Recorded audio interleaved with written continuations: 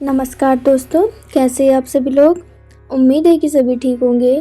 पिछली वीडियो में हमने पार्ट 7 कवर किया था और इस वीडियो में पार्ट 8 स्टार्ट करते हैं। इस वीडियो में आयु और नहुष के वंश का वर्णन है, तो चलिए शुरू करते हैं। आयु की पत्नी सर्वभानु कुमारी प्रभा थी। प्रभा के गर्भ से 5 पुत्र की उत्पत्ति हुई। सबसे पहले नहुष का जन्म हुआ, उसके बाद वृद्ध शर्मा उत्पन्न हुए और फिर रंभ, रजी तथा अनेना उत्पन्न हुए। रजी ने आगे चलकर 500 पुत्रों को जन्म दिया तथा वे सभी राज्य क्षत्रिय के नाम से विख्यात हुए और इनसे इंद्र भी डरते थे। पूर्व काल में देवताओं और असुरों के बीच भयंकर युद्ध प्रारंभ हुआ। तब दोनों पक्षों के लोगों ने ब्रह्मा जी से पूछा, हे भगवान, इस युद्ध में कौन जीतेगा। तब ब्रह्मा जी ने कहा, राजा रजी हथियार लेके जिस पक्ष के लिए युद्ध करेंगे निसंदेह वह पक्ष जीतेगा। जिस पक्ष में रजी है उसी में धृति है और जहाँ धृति है वहीं लक्ष्मी भी है और जहाँ धृति और लक्ष्मी साथ है वहीं धर्म और विजयी है। यह सुनकर देवताओं और दानवों का मन प्रसन्न हो गया। वे रजी के पास आकर बोले, राजन, आप हमारी विजय के लिए श्रेष्ठ धनुष धारण कीजिए।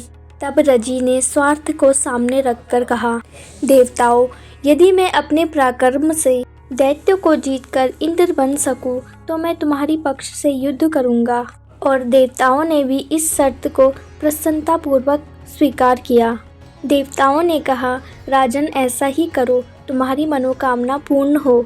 देवताओं की यह बात सुनकर राजा रजी ने असुरों से भी वही बात की। तब अहंकारी दानवों ने स्वार्थ को सोचकर उन्हें अभिमानपूर्ण उत्तर दिया, हे राजन, तुम इस युद्ध में बस चुपचाप खड़े रहो, हमारे इंद्र तो प्रहलाद ही होंगे। तब देवताओं ने फिर से कहा, हे राजन, तुम दानव पक्ष को जीतकर इंद्र हो सकते हो। तब रजी ने उन सब दानवों का संहार कर डाला और देवताओं की छिनी हुई संपत्ति को वापस लौटाया। तब उसके बाद देवताओं सहित इंद्र रजी के पास आए और बोले, आप निसंदेह हम सब लोगों के इंद्र हैं, क्योंकि मैं इंद्र आज से आपका पुत्र कहलाऊंगा। महाराज रजी इंद्र से बहुत प्रसन्न थे। इंद्र की बात सुनकर रजी ने तथास्तु कह दिया। रंभ के कोई पुत्र नहीं थे। अब अनेना के वंश का वर्णन करेंगे, तो चलते हैं, शुरू करते हैं। अनेना के पुत्र महायशस्वी राजा प्रतिशत्र हुए। प्रतिशत्र के पुत्र संजय, संजय के पुत्र जय, जय के पुत्र विजय, विजय के पुत्र कीर्ति, कीर्ति के पुत्र हयर्ष, हयर्ष के पुत्र प्रतापी सहदेव, सहदेव के पुत्र नदीन, नदीन के पुत्र जयसेन, जयसेन के पुत्र संकीर्ति तथा संकीर्ति के पुत्र शत्रुविद्ध हुए। शत्रुविद्ध का पुत्र सनहोत्र था। सनहोत्र के पुत्र काश, सल और घृतसत्य थे। घृतसत्य के पुत्र सुनक थे तथा सुनक से शोकन का जन्म हुआ। शल के पुत्र का नाम अष्टिसेन था। अष्टिसेन के पुत्र काश्य, काश्य के पुत्र कशिप, कशिप के दीर्घतपा, दीर्घतपा के धनु तथा धनु के धनवंतरी थे। ये काशी के महाराज तथा सब रोगों का नाश करने वाले थे। उन्होंने भारद्वाज से आयुर्वेद का ज्ञान लिया। उसके बाद धनवंतरी के पुत्र केतुमान हुए।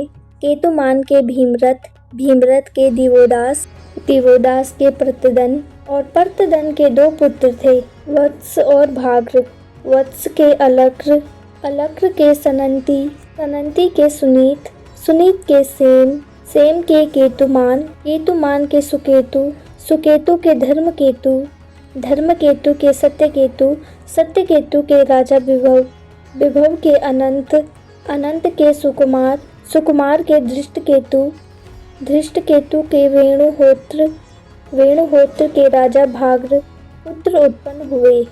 नहुष और उनकी पत्नी पृथकन्या विरजा के गर्भ से 5 महाबली पुत्र हुए, जो कि इंद्र के समान तेजस्वी थे और उनके नाम है यति, ययाति, संयाति, अयाति तथा पाशवक। इनमें यति सबसे बड़े थे। उसके बाद ययाति उत्पन्न हुए थे। यति ने ककुत्सकी कन्या गौ से विवाह किया। उन्होंने मोक्ष धर्म का आश्रय लिया और ब्रह्म स्वरूप हो गए। उन 5 भाइयों में ययाति ने इस पृथ्वी को जीतकर शुक्लाचार्य की पुत्री देवयानी तथा असुर कन्या शर्मिष्ठा को पत्नी रूप में प्राप्त किया। देवयानी ने यदु और तरवसु को जन्म दिया तथा शर्मिष्ठा ने दूर्वा, अनु तथा पुरु को पुत्र रूप में प्राप्त किया। ययाति पर प्रसन्न होकर इंद्र ने उनको एक प्रकाशमय रथ प्रदान किया। ययाति ने उस रथ के द्वारा 6 रातों में ही दानवों और देवताओं को जीत लिया।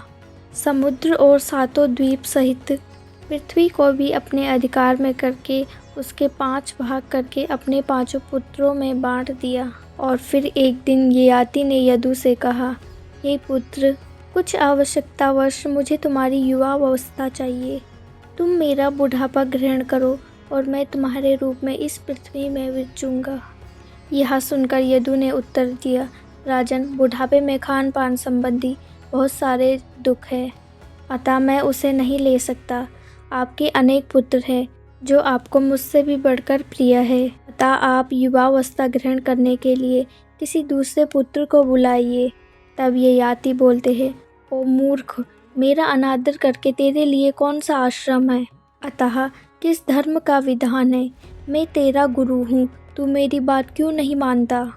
इतना कह के ययाति कुपित हुए और यदु को श्राप दिया, हे मूर्ख, जा, तेरी संतति को कभी राज्य नहीं मिलेगा।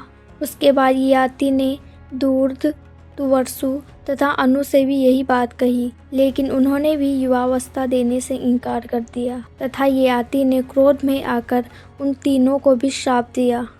इस प्रकार राजा ने सबको श्राप देकर अपने छोटे पुत्र पुरु के पास गए और पुरु के पास भी यही प्रस्ताव रखा। पिता की आज्ञा के अनुसार पुरु ने उनसे उनका बुढ़ापा ले लिया और अपना युवावस्था उनको दे दिया। तब ययाति बोले, इच्छाएं कभी खत्म नहीं होती। मनुष्य जितना अधिक भोग करता है उसकी इच्छाएं उतनी ही बढ़ती जाती है। जैसे आग में घी डालो तो आग बुझती नहीं बल्कि और भी जल जाती है। इंद्रियां बहुत चंचल होती है, जैसे आँख देखने की चाह, कान सुनने की चाह, जीभ स्वाद का चाह और मन बार बार भोग की ओर भागता रहता है। अगर इन पे संयम नहीं रखा गया तो मनुष्य खुद को नहीं संभाल पाता। सच्चा सुख भोग में नहीं, संयम में है। जो व्यक्ति मन को काबू में रखता है, इंद्रियों को वश में रखता है, इच्छाओं के पीछे नहीं दौड़ता, वास्तव में वही शांत और सुखी रहता है। धन, स्त्री, पशु ये सब क्षणिक है, अर्थात पृथ्वी पर जितनी भी चीज़ें हैं वो कुछ भी तृप्ति नहीं देती, बल्कि लालसा और भी बढ़ती जाती है। उसके बाद ययाति फिर से कहते हैं, जब इंसान मन से बुरा नहीं सोचता, मुंह से बुरा नहीं बोलता, किसी को नुकसान नहीं पहुंचाता, तब उसे ब्रह्म भाव मिलता है, यानी कि अंदर से शांति मिलती है। जो किसी को नहीं डराता और जो किसी से नहीं डरता वही सच्चा इंसान है।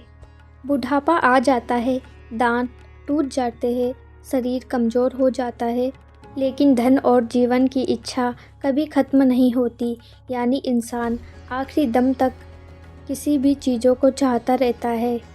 इतना कहकर राजा ययाति अपनी स्त्री के साथ वन में चले गए। वहाँ उन्होंने बहुत दिनों तक तपस्या की। तपस्या के अंत में भगद्रु नामक तीर्थ में उनको सिद्धि प्राप्त हुई। महायोगी ययाति ने स्त्रियों सहित उपवास करके अपनी देह का त्याग किया और स्वर्ग लोक में स्थान पाया। तो हे दोस्तों, इस वीडियो में इतना ही। मिलते हैं अगली वीडियो के साथ। धन्यवाद।